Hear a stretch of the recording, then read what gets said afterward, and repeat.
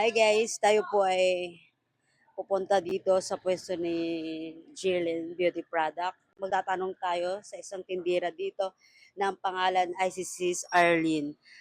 Tanungin natin kung anong favorite verse niya sa buhay niya.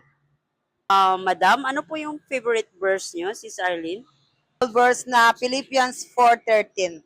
Ang lahat ng ito ay magagawa ko dahil sa lakas na kaloob sa akin ni Kristo. Yan ang favorite verse ko. Yan din ang life verse ko sa tuwing ako'y nanghihina. Yan ang lagi kong iniisip. Yan ang lagi kong dinideklara. Salamat po. Praise God.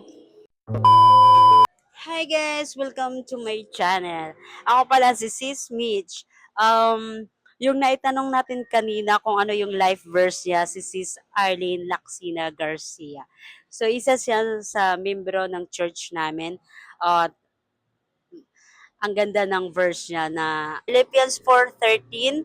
Masasabi ko lang ang ganda ng verse na pinanghahawakan niya sa buhay niya. Magagamit niya araw-araw.